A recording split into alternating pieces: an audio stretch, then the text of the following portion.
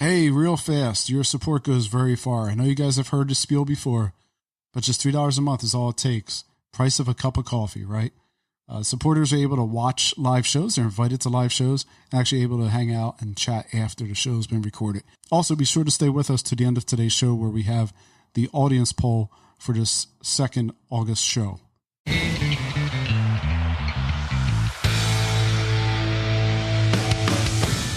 Light pollution news, August 2024, a right tonight.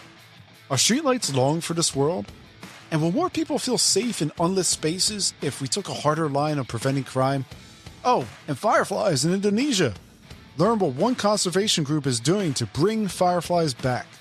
We finish up our August show joined by Betty Buckley of the film Stars at Night and Leo Smith, who's working to grow his new coalition to reduce light pollution. Let's jump to it.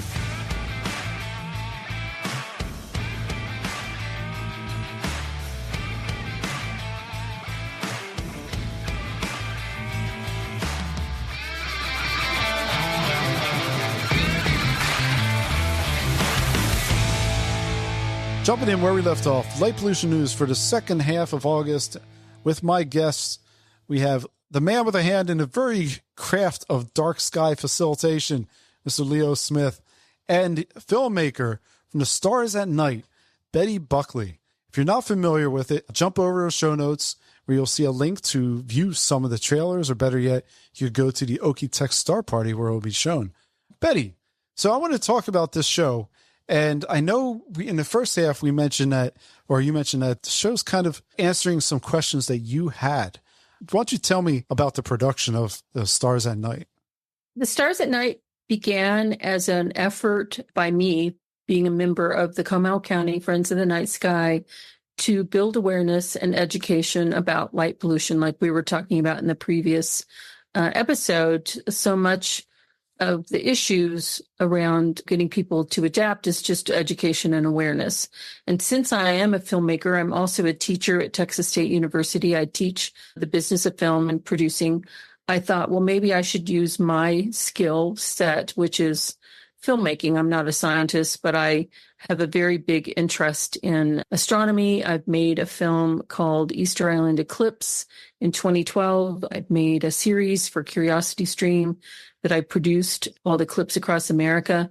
And when I had the idea, I just pitched it to actually my producer, a former student of mine, and he liked it. And I thought, okay, the idea was, why are humans so connected to the stars? Why do we feel emotion? And where does that come from, and how is it communicated? So the big question is, could the stars be connected to original storytelling, which of course, it certainly is today. Look at Star Wars and so forth. I was just curious. I just had this question. So I asked Tyler Nordgren, who I featured in my series Eclipse Across America for Curiosity Stream. I said, do you think there's a connection between the stars and storytelling? And he said, oh, absolutely there is. And he really surprised me by saying that, because I was kind of shy in asking the question, to be honest. So what made you shy? Why were you thinking there might not be? I just felt like, was it kind of out there as a little woo-woo to ask that question, But I was just curious why I felt personally this emotion, and where did it come from, and how was it translated to people? So I asked him that, and he said, absolutely. And then I was sharing this idea that I wanted to make a film with Amy Jackson from the Hill Country Alliance, which is an organization that I think might be really interested in the coalition to reduce light pollution, because Hill Country Alliance brought Amy Jackson, who's a night sky educator, to help us organize. So Hill Country Alliance helps facilitate the organization of grassroots organizations all over the Hill Country and all over Texas. And we used to be very few, and now there's I don't know, 20, 30, I don't know how many there are. They're growing. So the idea started there. And then I just thought, well, I'll just start. And then we had this thing called a pandemic, literally. Like we were all going to meet to organize our group, the Comal County Friends of the Night Sky. And we couldn't. We were going to meet at the library, and they're like, nope, library's closed. We're having a pandemic. Stay home. So we started meeting on Zoom, and that's how I met Amy Jackson. And I mentioned this thing that I didn't want to volunteer for too much, because I wanted to make this film. So I had on board my young producer, but she reached out to me and said, Betty, my husband is the a cinematographer and a producer for Austin City Limits. We would both like to help you with your film. And I said, well, I don't have any money, right? That's a great pitch. And she was like, yeah, we don't care. And I was like, well, of course I would like your help, So we just started. And Jonathan Jackson filmed the first interview with Amy Jackson, and I interviewed her over Zoom because we were all in lockdown. We just did what we're doing here. Then my producer found a cinematographer that had a reason to go to upstate New York where Tyler Nordgren was. And at that point, it was safe to film outside in Ithaca. So we filmed him outside in the forest, 12 feet away, the whole thing over Zoom. And then it just continued there. We found a wonderful person who should have her own film. Carolyn Boyd works at Texas State University as a researcher in archaeology and in studying this ancient rock art mural that she says tells the story of the birth of the sun and the beginning of time. And it's rock art down on the lower Pecos River in Texas. And that's a star story. So it just mushroomed from there. I just kept finding more and more and more interesting people to interview. And we did it in this way over time when we had time. But I wanted to not just make it about experts, just like expert B-roll. I felt like to effect change, to make a difference, I really wanted to reach the people that I was teaching in my classroom. So I identified the 20-somethings and I identified 4 interesting students. I thought they were just interesting, and the filmmakers and curious. And I thought, would you like to go with us to the heart of Big Bend and you make your own film that I'll use a piece of your film in mine. And you're going to answer the question, what would it be like to see the sky as the ancients did? Because you can't see it in San Marcos. You can see a couple stars. And we wrote for this grant. We were all excited. It was fully funded. Everyone was going to get paid. Yay. And we didn't get the grant. So I went to Amy and Jonathan and Ryan Sultan, my producer, and said, I don't know what to do other than we can try to raise the money for the expenses. And I went to the students and everybody was in 100%. And I went to Tom Copeland, who's a friend who created our film program. And he's very well connected. He was our film commissioner for 22 years. And I said, I don't know how to raise money, but this is my idea. Do you know anybody that might be interested? We're going to create the executive producer experience. If you invest, you can come with us and be part of the film crew and, be in the Chisos Basin, and we're going to film astrophotography. And you mentioned you did a lot of it at Big Bend, right? Yes. And that was the trip for the 4 young filmmakers. We were going to go to the Chisos Basin and the heart of the Big Bend and visit all around there and in Lajitas and shoot astrophotography. And then they were going to make their own film. And then somehow I thought somewhere in there's a film, a story. So when I asked Tom if he knew someone, he said, well, I know me. And so he put the money in that really jump-started this whole process. And we had a ball. We had just enough money for the housing and the gas and the per diem, and we had a great time. And we just sort of this merry band of adventurers out there doing this. And out of the 4 films, they all were interesting in their own right, but one of them had a really strong through line to help pull together what all of them experienced and interweave that with the different experts. We also connected, and this to me was like meeting, Mick Jagger or something, Babak Tafrishi. Oh, wow. Because he had this idea of the world at night, and I've been a huge fan of his for years. And, through this experience, I joined Dark Sky International, all the Dark Sky groups. It's transformative experience here, Betty. It was amazing. And when Babak Tafrishi said yes, that he would not only let us interview him, but let us use his astrophotography, I was just, literally over the moon. So the whole thing took 3 years from the idea to editing. We had our world premiere at the Austin Film Festival last October. And now we actually are in 400 colleges. We have an educational distributor. So colleges and universities can use our film or part of the film as part of curriculum. Students can just stream it through their library. And then just organically, because we've had this premiere, we've been at a couple other festivals, we just started screening. People would just say, would you like to screen at our brew pub that serves a dark sky brew? Well, yes, they come up with a little licensing fee, and it really helps because although we got probably $22,000 in donations, the other 20 something thousand my husband and I put in. So that's helping us pay back the cost. But it's the kind of filmmaking that I always wanted to make. It's the first thing that I ever wrote and directed myself, to some sort of film that would try to inspire social change, that would try to help people arrive at the idea that we don't need light pollution. You can fix it and not cost anything. And what you get is literally the universe. And what that means is phenomenal for the people that get to experience it. And also we try to share the realization that it's not actually easy. You have to probably get in the car and go to a site and work a little hard just to see something this spectacular. And so that whole process took about 3 years. And then we're going on our 4th year now. We're seeking a traditional distributor, or we'll be distributing it through, ourselves, an aggregator, something like that. Well, let's take a little listen to a little piece of the trailer here. Night sky and our stories about the stars. And what I find interesting is like every culture, because I've worked with a lot of different storytellers, every culture. And so it really doesn't matter where you're at. All these stories vibrate to the human experience. Join us as we explore the relationships between astronomy, mythology, and original storytelling. So, Betty, what's the response been? How's the response been for the actual show? Guess who have you heard from? It's been really great. But, I will say one of the most enjoyable things is the response worldwide. Definitely in our community.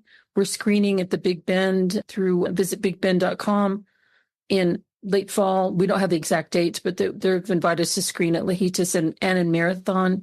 And we put all of those on our website. But we also did something, and I have to tell you, that was not as hard as you might think. I really wanted to do a sidewalk astronomy sequence. And if you're not familiar with sidewalk astronomy, it's this wonderful thing that's been done for many, many years, where Leo's, I'm sure, familiar with, where someone, and you can do it during the day, and you can do it in a crowded city. And it's where someone brings out a big telescope, and people walking by, you say, would you like to see the moon? Would you like to see Saturn? And people stop and they look through, and not every one of them, but most of them are just like, oh my gosh. Well, we did that in Austin with the Amy's big telescope and had this wonderful reactions from people. And then I had this idea that I really wanted to open it up. So through Dark Sky International, through Betty Myafoot, and other partners that we found just literally through the internet, the Traveling Telescope folks in Kenya. I had a former intern just track down people in Rotterdam. Just anybody want to be involved in this film and do a sidewalk astronomy sequence for us. And there's this wonderful group in Pakistan called the Cosmic Tribe. And they would go out and do the sequence, a sidewalk astronomy sequence for us. So through that, we've had a screening at the Lahore Science Festival in Pakistan because of Rayan Khan, who started the Cosmic Tribe. Serendipitously, I took some film students to France this summer for a new program I'm doing, and serendipitously, Rayan moved to France and facilitated a screening in Lyon. So here I meet this person that I've met through the internet, through our collective love of the stars, for the first time in France at a screening he organizes. Our friends of the Traveling Telescope helped launch their chapter of Dark Sky International by a screening in Kenya. We have met a wonderful person. I think his name is Cosmic Trung, and he's in Hanoi. And so those connections have been really, really fun. And then just sort of word of mouth. We're talking to a library that has a planetarium that's in Illinois. We're talking to a library that has a planetarium in New Jersey. We're talking to some people at national parks. I love Kevin Poe, the Dark Ranger, and the people that he's introduced me to, because he was very instrumental in helping Tyler Nordgren disseminate a lot of the WPA posters that are featured in my film, called Half the Park is After Dark. Yep. America's National Parks. I have an old poster of his. He signed 14 years ago or so, out of Bryce Canyon. Yes, Bryce Canyon. Yeah. Hopefully someday we get to screen in Bryce Canyon, because my favorite screenings of all the screenings we've done is just a local brew pub that has a Dark Skies brew, but they screened it outside. So as the sun went down, the stars came out, and we started the film. People are watching the film, but they're also looking up. And then at the end, Amy had her telescope, and it was just the engagement was tremendous, and to see the realization. Sometimes we actually hang on to little kids that are with their families. In France, there was a little boy in this community screening, and but you could tell, his thing is astronomy, but it's just been really fun. Yeah, it sounds like quite the journey. Well, glad to have you here today, Betty, and very much looking forward to seeing that show seen the full extension of the movie when I can. Yes, I'll be sending you a screener, and we are, like I said, we're looking for a distributor, and we are open to individual screenings all over. Sounds great. Well, let's get started with the second half of today's show. Starts the second half. Remember, you can find all of the articles for today's show over at lightpollutionnews.com. Make sure you hit the subscribe button to Light Pollution News, and it'll automatically show updates in your feed, or you can find us over at LinkedIn, Instagram, Facebook, and many more. You can get in touch with me directly at bill@lightpollutionnews.com. So let's get at it. The theme of the second half of the show might as well be this: do people have a right tonight? Trisha Hussey out of Santa Fe, New Mexico might believe so. She wrote a letter to editor in Santa Fe, New Mexican, detailing light trespass, which is a form of light pollution that became apparent when a neighboring property housed a new business of some type. And unlike many responsible businesses, this company apparently installed technically compliant exterior lighting that is an outright assault on her property. She attempted to communicate with the business multiple times, but unfortunately the business is pretty fine with just being intrusive and an irresponsible neighbor. This idea of a right to night. Betty, you went down this path. This film took years to make. You got to meet all these great people. Do we have a right to night? Absolutely, we have a right to night. It's our birthright. There's a clip we use in the film that you guys will probably recognize, but my young viewers don't. And it's Carl Sagan saying, the cosmos is a part of us, that, we are made of star stuff. And I believe that connection is true and powerful, and we see it resonated in our storytelling and in our pop culture. You see, Sirius radio, Eclipse vehicles. I drive a Subaru, which is the Pleiades. Absolutely. People have a right tonight. Leo, what are your thoughts on that? I keep coming back to the right that you have to be free from noise pollution. You have the right to be free from light pollution, too. Those waves that are coming at you, whether they're sound waves or light waves, are intruding on your space. And why should that be just assumed that it's okay? Because it's not. As I said before, I think sometimes if the person that is the offender is non-cooperative, that taking the time to file a legal action, to have it brought before court as a nuisance case, is often worth doing, simply for the fact that it's going to cost the person that's committing this problem a lot of money to defend, whereas it would cost very little to do it right. What would you recommend to someone who is in this situation? You guys have any thoughts on what you recommend, how they would communicate this idea of being able to not have these photons flung directly in their windows?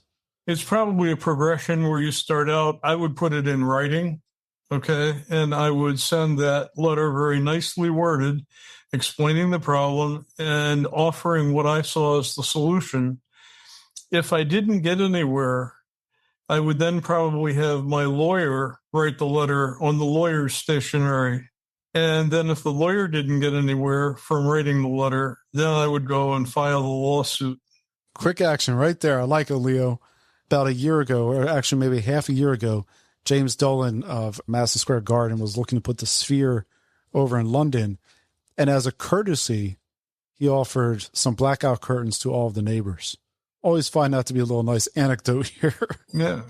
Question also makes me think, well, do we have the right to a sunny sky? Do we have a right to the clean water? All of these things are things that we inherited as human beings, that were gifted to us. So who has the right to take that away? It's a good point. I think the right to night is something people don't think about that. But yeah, excellent point. Let's continue on to this next piece in the Journal of Environmental Psychology, which had an article this month that looked at perceptions and feelings of safety of park attendees at night, specifically how lighting influenced the person's enjoyment of their experience and likelihood to repeat it. The study set up an experimental testing grounds adjacent to Penn State University's Arboretum. It held 8 stations, each with lux settings ranging from 0.5 to 10, one group using amber light and the other using white light. The study involved 156 individuals, mostly undergrads, whereby the majority spent their lives growing up in a suburban environment, splitting the difference in the remaining undergrads were rural and city folks. Most had recreated at night previously. The end result, perhaps unsurprisingly, is that people feel safer with brighter, whiter light. The study used 3,000 Kelvin as a white light temperature. And Leo, correct me where I'm wrong, it is 560 nanometer as a warm colored light, a monochromatic amber. Do you know what that is? Is that really an amber? It's towards that end. The shorter the wavelength, the more blue that you have. The longer the wavelength, the more red side it is. And when you think about color, a good example is the high-pressure sodium streetlights that we were all used to in the 80s, 90s, and early 2000s. They were sort of that yellowish orange color because they had the long wavelength. They were 2200 Kelvin. And so when LEDs came along in the very beginning, LEDs were just put out there, and those light-emitting diodes were putting out 7,000 Kelvin, lots of blue light. To compensate for that, the industry had to start putting a phosphor coating on top of the LED that caused the light-emitting diode, the blue wavelength lights would be blocked. And the thicker the phosphor coating, the more blue light would be blocked. So they can and they do adjust for that. But it was only after they got all kinds of negative feedback about how cold that blue light looked, not warm and inviting. Well, on that note, right, in this study, they had for the white light was 3,000 Kelvin, which I know, Leo, you mentioned is a pretty good light when it comes to color temperature. It should be the top of the line. In other words, you shouldn't go over 3,000. 2,700 is preferable, but not all lights in the lighting industry are available in 2,700. And like I said, 2,200 was what your high-pressure sodium lights were back in the 80s and 90s. We did fine by that. No one said, oh, geez, I can't see. And it's another interesting thing. The color temperature is important in some cases. If you are a jeweler and you want to display your jewelry, putting in very blue wavelength light will give you great color renditions for your jewelry. But you only need that in that table display. You don't need it outside in a parking lot. That's a good point. Yeah.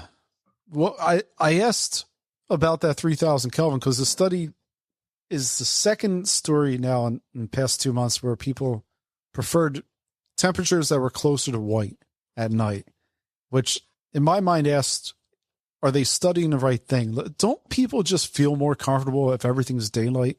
And is that what we should be striving for at night? People didn't feel uncomfortable in the 1980s when we had the high-pressure sodium lights.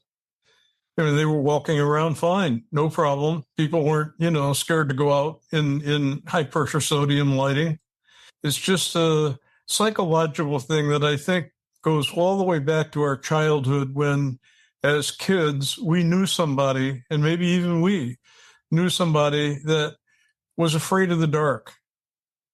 And so they want light because they feel safer. It doesn't mean they are safer. It just means they feel that way.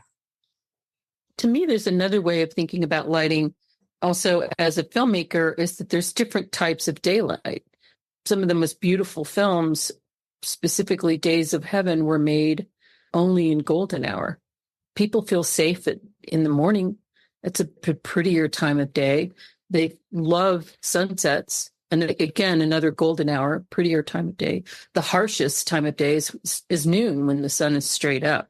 So there's different types of light. And so what Leo's saying makes so much sense because you don't need to be blasting yourself with the kind of light that, straight up noon that you see in, in the desert, that, the kind of sunlight that's going to kill you. There's different degrees of daylight. Betty, you make an excellent point with the bright midsummer or midday light in the desert. I want to stay on the topic here. In astronomy magazine, light pollution took center stage. And there was something interesting that I took from the article. And I know, Leo, we kind of touched on it already. Christopher Kokonis, who penned the piece, discussed the case of Tucson.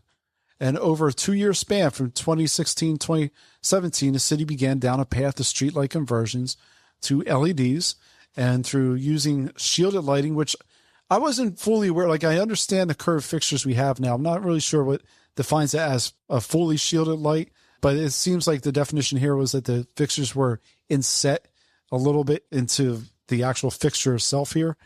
The lights themselves begin to dim around 90% brightness and gradually decrease over 60% through the early morning hours. According to Dark Sky International, this resulted in a 7% reduction in sky glow caused by light pollution, as you had less light kind of bouncing back up off the pavement. What struck me about the piece was a quote from past guest John Berenstein, citing that there has been no increase in crime or traffic accidents that we can detect in the available data. Leo, have you come across other communities that use this graduated approach to brightness? I'm not familiar with any other communities that are doing that. But as I mentioned earlier, I think the big thing with street lighting is the fact that within 20 years, street lighting will become obsolete, with the exception of street lights that are there dedicated to pedestrian activity. But all of those lights on interstate highways or limited access highways or other roads that are traveled all by car, those that are there for crash avoidance purposes will all become technologically obsolete within 20 years. But Leo, isn't the problem with lighting at night, as the way we have this this environmental issue, it's driven from psychology more than it is from practical utility? That may be in the beginning, but right now you have very demonstrated problems that come from climate change and our carbon footprint. And when we take a look at what we need to do to reduce that carbon footprint, I think it's going to be very quickly acted upon in terms of saying, okay, if we don't need this light and this light is contributing to carbon footprint, we don't want it. We don't need it. Take it out. Yeah, I'm going to push you again on this one. If we switch over to all renewables, who cares? Why not just light up everything? You could argue that if you had a net zero emissions from the lighting, but the bottom line is, why go through all of the time and expense of installing and maintaining lights that serve no purpose? That's a really good question. And we have an article here that looks at smart cities, right? There's a Grand Junction, Colorado is looking to bring in what they call a cash cow for public utilities. And it will end up costing them $10.5 to $18 million to bring in all the streetlights over into their own smart city integration. So there's multiple hands at play here, though, right? Leo, it's not just, a practical standpoint, I love the idea that we wouldn't need to have lights except for where there's pedestrians. Do you think all the stakeholders involved currently will be fine with not being able to have a current revenue stream? It's going to happen.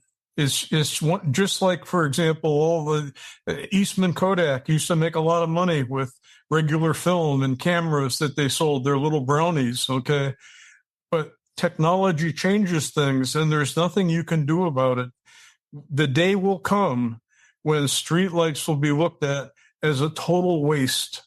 And when that day comes, it's going to be, okay, you still need money to maintain those lights, to send the trucks out to fix them, to put up new ones when you put up a new road or widen it. All of those things are going to cost money, and people aren't going to be willing to spend the money on something that doesn't provide them with a benefit. Okay, Leo, I hope the future, I'm going to hold you to it, all right? I want to see the future like that. Hopefully it's in my lifetime. Hopefully it's in your lifetime. That'll be great to see if it comes up. So a very optimistic picture of the future here. My whole career, the bulk of my career was with tungsten lighting, but with the emergence of LEDs, those are dinosaurs. We literally just did a shoot where they were used as set dressing in the background, your traditional movie lights, because what was really lighting the scene were these LED lights. You could literally dial them to the color that you need. I have this one additional story because it pertains to the topic of insecurity. And the reason I picked this one is because it deals with smart cities, and smart cities deals with the street lighting grid. And also we have this idea of light as providing security. I know there's different definitions out there. IES and whatnot have terminology regarding security and safety and stuff like that. But how we think of light as providing security. So Northampton, England is quite serious about stopping out crimes against women, and crimes that I may add that's what drove Jennifer Horgan when we had her back on the first Why It's So Bright at Night show to petition for park lighting. A bouncer asked the town's CCTV to track an inebriated woman who left the nightclub to make sure that she was able to follow her path safely. Cameras identified a stranger approach, triggered an intervention from a community group known as the Northampton Guardians. The Guardians went over, intercepted what was going on. They questioned a man who actually approached the woman, and now the person is now barred from entering the district at night ever again. I guess so. My thought isn't really concerned with the facts of what's going on there, but because a lot of this is driven by fear, right? Like if society creates an environment where everyone feels comfortable, they feel comfortable that if they go out, there's going to be a very low % chance of them having harm done to them. Would that reduce the push, say, for what Atlanta Mayor Andre Dickens said, is to light up the night? My own personal feeling is no, it will not reduce it. And the reason is that we're dealing with emotions here. We're dealing with an emotion in the form of fear and the fear of darkness, something that is instilled in some people right from the very youngest age. And when they grow up, that fear of darkness does not leave them. And if that's the case, then there's really not going to be a whole lot you can do about that politically. They're still going to want light. But the question is whether or not the countervailing force of having all of that carbon footprint represented by that overlighting is going to be powerful enough to say, well, we wish we could give it to you, but it costs us too much in the way of climate change. And therefore, from an energy conservation standpoint, we're not going to do it. We'll put this segment of street lighting to rest on a good note here, guys. It took 10 years and a swapping of over 5,000 fixtures, but the Grand Canyon has now converted 90% of its lighting to become dark sky compliant. Great work. Glad to hear, happy to hear the news. On to health. We have an interesting study that came out of the Lancet. In a study that tracked 85,000 people between the ages of 40 to 69 for 9 years, it was found that light exposure between the hours of 12:30 a.m. to 6 a.m. significantly increased their chances of developing type 2 diabetes. Participants wore a light detecting device that logged their exposure to light. Individuals with pre-existing type 2 diabetes were excluded from the study. The study had several limitations, as you would expect. However, what appears to be clear is that there was some sort of correlative relationship between light at night and metabolic disorders that may cause type 2 diabetes. Is that cause or driver of that isn't determined by the study. The study had enough confidence in their findings to state the following in spite of its limitations. Brighter night light remained a robust predictor of type 2 diabetes even after comprehensive model adjustments. And real quickly, I should note that some prior studies on this very topic of artificial light at night and diabetes, while this study assessed individuals with a mean age of 62, two other studies looked at individuals in their 70s and found a greater propensity for type 2 diabetes to develop when exposed to nighttime light of certain thresholds. One additional study looked at individuals aged in their 20s and found that an environment with a moderate brightness of 100 lux increased insulin resistance the following morning. This comes to us from a review in the journal Trends in Cardiovascular Medicine, whereby researchers tallied studies that looked at both noise and light pollution. And to say that light is understudied is a misnomer. If you look at this review, light pollution is barely mentioned on health studies ranging from coronary artery disease, heart failure, stroke, and atrial fibrillation, which all have noise pollution-related studies. You guys have any thoughts on any of those health-related stories? The American Medical Association has done 2 reports on light at night, and in 2009, they issued a report that recommended using fully shielded street lighting to avoid light going into urban windows. And in 2016, they did a study that recommended using under 3,000 Kelvin light, that the blue wavelength light was more harmful in terms of disrupting metabolism, in terms of the sleep hormone disruption and melatonin, went on and on. But and when the American Medical Association reports came out, the lighting industry was not very happy, and they challenged the American Medical Association and wanted them to withdraw these reports. And the American Medical Association went back and did a thorough study of these reports and came back and affirmed the conclusions that the reports made. Wow. Well, I have one more little piece here, Leo, in a circadian rhythm space. This one comes to us from Journal Cell Reports. And researchers looked at how our circadian rhythm played a crucial role in building immune cells, noting that the body strategically leverages sleep to maximize the efficiency of immune cell production. A little more credence to this whole concept of a healthy circadian environment. So that does it for our health-related articles. But I have one here that is my favorite story of the month. This is a really good one. It's August, and I know many of you at home may have been lucky enough to see a really good Firefly display this year. Here's something I bet you didn't know.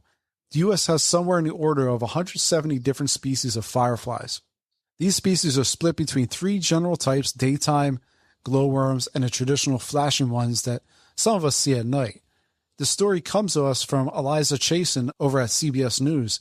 Fireflies seek out moist spots to lay their pin-sized eggs, typically areas in the soil or moss or under the leaves of rice plants. It takes upwards of 2 years for the larvae to emerge from the ground as adults. During that time, fireflies that look more like pill bugs than they do the beetle presentation later in life. The larvae feast on a number of soil-based invertebrates by injecting animals such as worms, slugs, or snails with neurotoxins that paralyze the creatures. Hence, some may see them as a natural form of pest control. So it's not a shock that in addition to light pollution from artificial light at night, that climate change may play a major role in damaging firefly habitat, particularly long extensions of drought, and also, something you probably did know, lawn pesticides are particularly devastating. This leads us to Bali in Indonesia, where grassroots initiatives in trying to bring back the light of fireflies. Per Wayan Wadika, the founder of Bring Back the Light Firefly Conservation Lab, fireflies are a symbol of wisdom. And from that, fireflies are considered arbingers of clean air, water, and soil. Now, Wadika is really something of a self-starter, driven by his childhood experiences where he had no electric. Rather, he embraced the passion of the nighttime stars and the blinking fireflies. The lab, which unfortunately I couldn't find a founding date, probably came into existence in the last 6 to 10 years. In a video, they mentioned that they have no data for understanding fireflies in Indonesia, but have progressed to be able to mate fireflies and help grow the population in the wild. Here's one thing I did not know about fireflies, that they actually help pollinate Indonesian rice fields. These bugs, they always surprise me. Betty, I really think this is your next film here. You know, how did fireflies inspire humanity? You never know. My nonprofit's called Environmental Arts Alliance. So all those types of stories really fascinate me. And, you know, fireflies are summer rite of passage for children in the summer. And they're, you know, because of climate change, they're so hard to, you know, like being able to see the Milky Way. It's hard to find a place where you can go and find them and experience them.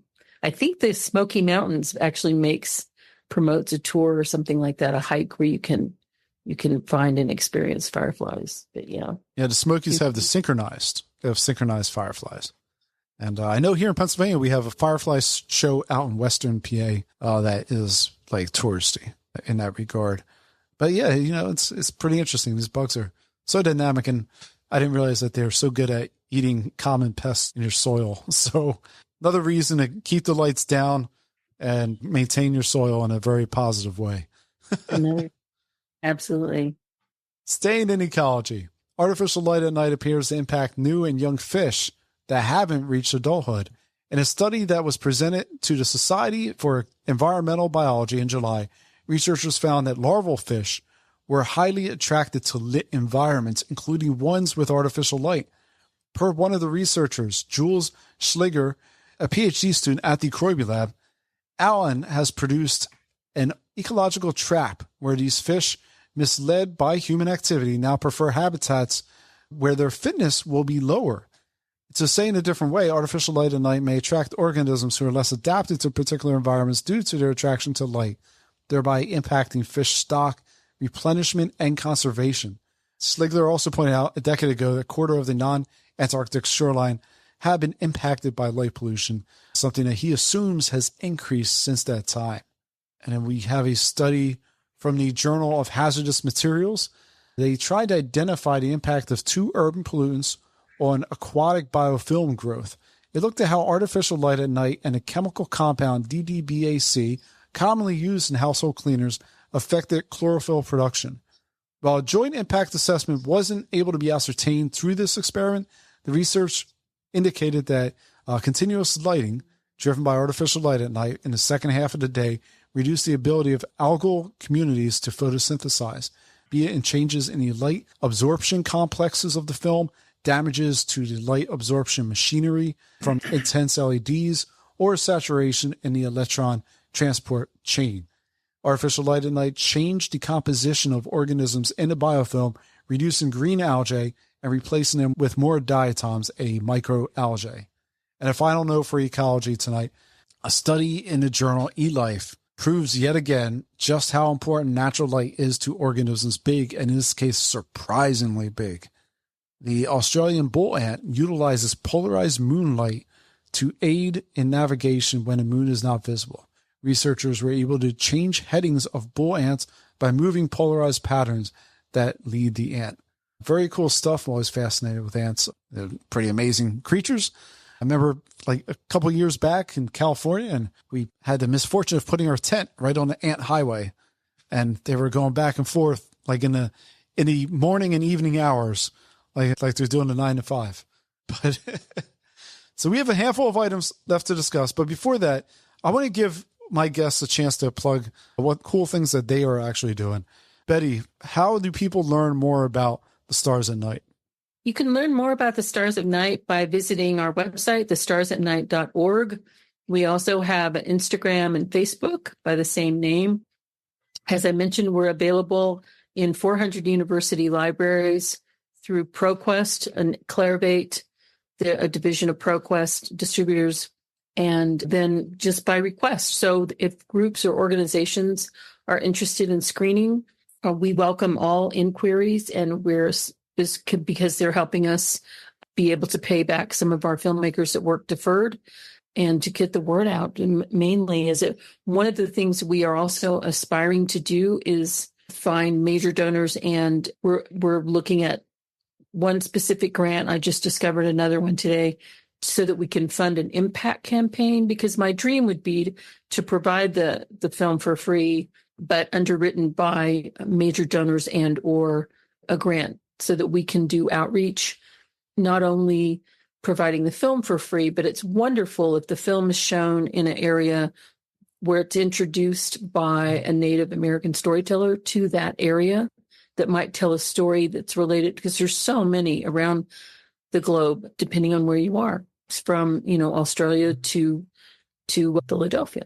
And then we also have just sort of ways to engage children with a coloring page of a constellation story and things that we want to expand there. So really our website is the best place, but also our Instagram and our Facebook. Okay. And Leo, you have the Coalition to Reduce Light Pollution up there in beautiful Connecticut. How do people learn more about that? Connecticut listeners, how would they be able to reach you?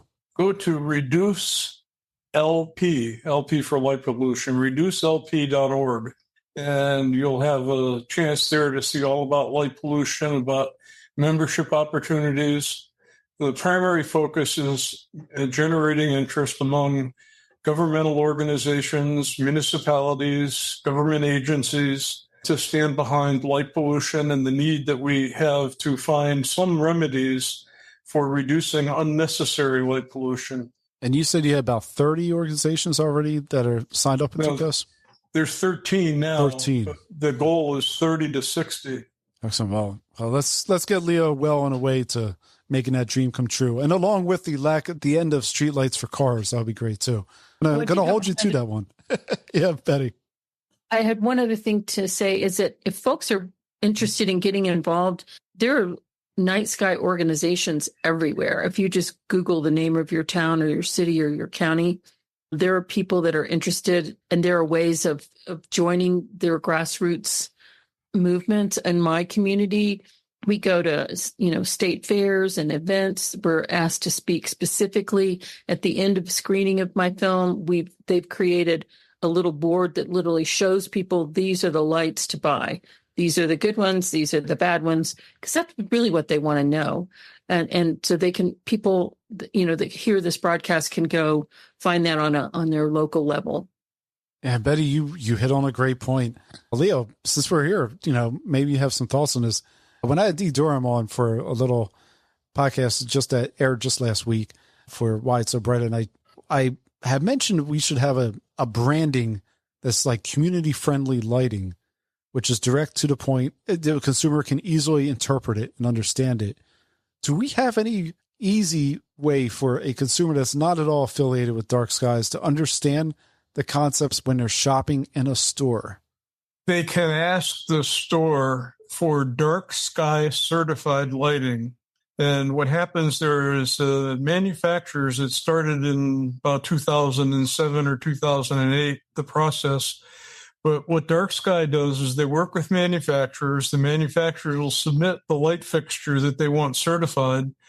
Dark Sky will then research that fixture. And if the fixture meets its qualifications for being dark sky, it will certify the light as being dark sky compliant. So you basically can go to the store and ask them for dark sky compliant fixtures, and companies pay money to become certified. They have to pay a $250 processing fee for each fixture. So it's worth it. Just ask the store to provide you with dark sky certified lighting choices. Which makes sense for you, me, and Betty here. But what about my neighbor across the street? They have no idea about dark sky, anything regarding what I would call irresponsible lighting fixtures that are kind of inadequate for what they're looking for. That phrase dark, I feel like is a turnoff to so many people who don't understand what you're trying to suggest, Leo, right? You got a point. And the alternative is to talk about it in terms of good neighbor lighting, where you want to put in lights that will light your area, but won't go into the neighbor's yard. They may not know the term full cutoff, but they certainly are aware of being a good neighbor and what that means in terms of lighting your yard, but not lighting the neighbors. And that's where the local organizations are so important, because they're literally trying to get, and our group, our Como County group, is trying to get the message out to builder groups, to their builder that's, going in a development, to families. I've spoken to elementary schools, to our Ace Hardware has dark sky friendly lighting. We're talking, and so does our Lowe's and Home Depot. We're talking about trying to connect with National Night Out to talk about how it is safe and those sorts of things. And I think that's the way to really get your neighbor to know what's going on, is to try to support those organizations that are trying to literally recruit the volunteers to do that. Or just to recognize that what their actions have, and we spoke about this before, has an impact on others. Yeah. I'm not going to go down that rabbit hole too much. So we can keep moving here and just finish up the show. A couple little tidbits here. First off, Betty, your friend Babak Trevesky, is on a new photojournalist project. You see this? The Life at Night Atlas, which can be found over at nightatlas.org. But the Light at Night Atlas is an attempt to document how nocturnal animals interact with the night. So keep an eye open for that one. Not surprising. Babak's started the organization, The World at Night, amazing astrophotographers from around the world talking about how these looking at the night and enjoying it breaks geopolitical boundaries. His coffee table book is unbelievable. And I'm so glad he's doing that. He's my hero. We all need heroes. I'm glad to hear it. So to finish out today with some sadder news. First up, a sad story out of Bryce Canyon, where a beloved park ranger, 78-year-old Tom Lurig, tripped when assisting individuals in an astronomy festival. Lurig tripped and struck his head on a rock when directing a visitor to a shuttle bus scheduled to depart at midnight. And then here's a name that many may recognize. In the Land Before Stellarium, NZWO, many amateur astronomers use physical atlases to find stars in the sky. Graphic designer and illustrator Will Tryon started drawing star maps at an early age of 12 in 1955. However, his first big professional success arrived in 1981 when Sky Publishing Corporation premiered his Sky Atlas 2000.0, all drawn by hand, mind you. Later, Tryon went on to publish the first two Uranometria Atlas sets, named as an homage to the 1603 Atlas of the same name, Johann Bayer. Beginning in 1990s, by way of the copious hours in front of Adobe Illustrator and software program named Project Pluto's Guide program, Tryon ditched the pencils for computer-aided drafting. You've seen his work in Atlas of the Night Sky and the Annual Guide to the Night Sky, and I've personally been able to use a couple of these atlases, although I'll say this, Leo, if you do stargazing, you've probably used plenty of these atlases. I have only seen them in the early days of when I became an amateur astronomer. Tryon died at the age of 81 on July 5th, leaving behind his wife, Kaki, and children, Martin and Nara. I know I probably butchered all of the names in that, but I want to thank you guys. Thank you at home for staying with us today. Thank you, supporters, and thank you to my great guests, Betty Buckley and Leo Smith. Thank you so much, guys, for joining on today. Thank you, Bill. Yeah. Thank you. Anyone who's a supporter of the show, you can join us in the future for live recordings. If you're not sure where to support the show, you can just check support show link in today's show description. As a reminder, Light Pollution News is recorded towards the end of the month, and this month it was on July 28th. You can find all the details in this show at lightpollutionnews.com. If you have any thoughts, questions, want to say hi, feel free to text us via the link in the show notes and drop a line over at bill@lightpollutionnews.com. Once more, I'm your host, Bill McGinney, thanking you for listening. Remember to only shine the light where it's needed.